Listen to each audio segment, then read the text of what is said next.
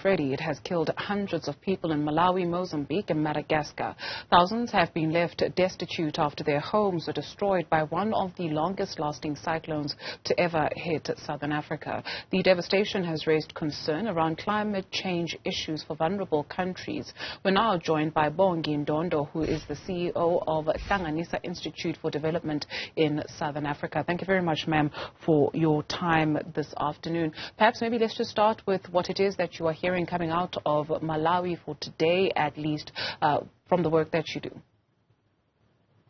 Thank you very much, Thembekile. You know, we're getting stories of despair coming from Malawi, which is one of the countries we work with in the region. And I just want to start by, expressing our condolences to all the families and the people of Malawi for the devastation that has been caused by the cyclone. I think what is clear is that there was a lack of preparedness on the part of government.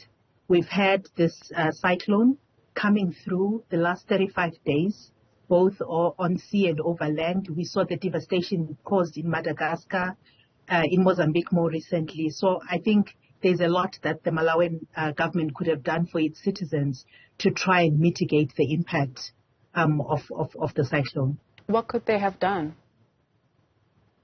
I think the first thing is that we need to look at our own disaster preparedness. We had the warning signs. We knew that they were coming. But if you look at what's happening on the ground now, there's very little potable water. There's very little provisions by way of food, shelter, medical supplies, menstrual supplies for girls and women. So all of those things are things that the government could have put in place. We are only now trying to run around and looking for schools that can be used as camps to accommodate these people. And those camps don't have blankets.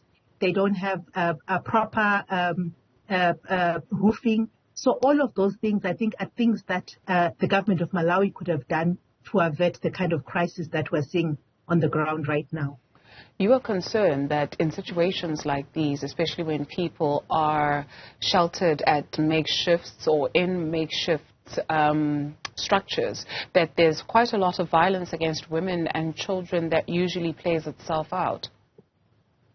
Absolutely, and we saw it when we had our own floods in KZN last year.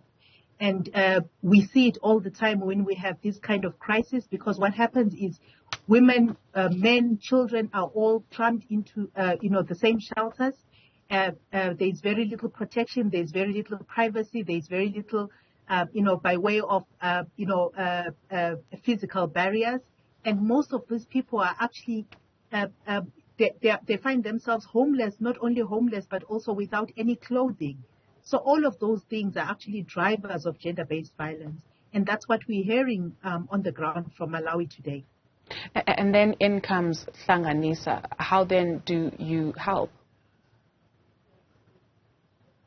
We've been working especially with women with disability in Malawi, and some of the villages that are affected in Blantyre are some of the areas that we've been supporting.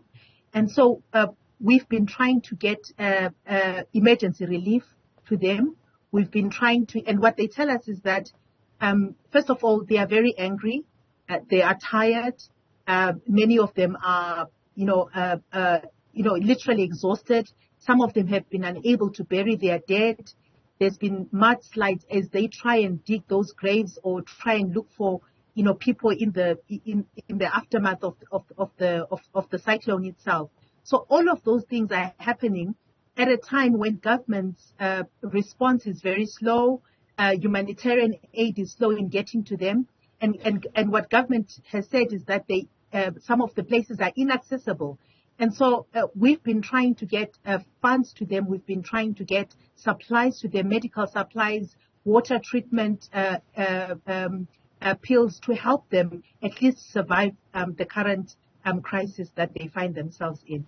And I think for us, as we in South Africa start thinking about our own disaster preparedness, I mean, the scientists are telling us that we will have a lot more, frequent cyclones, more intense, And so the question is, what are we doing, as countries globally, actually, in dealing with the issue of disaster preparedness, but also our ability to mitigate the crisis once it happens.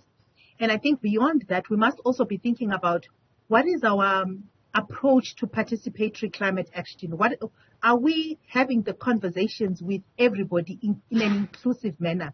Because there's a lot of talk, rhetoric, discourse around climate action, climate justice, but those conversations are not happening with ordinary people on the ground so that they understand and can contribute to some of the solutions that are being proposed. Bongi Ndondo is the CEO of the Hlanganisa Institute for Development in Southern Africa. Thank you, ma'am.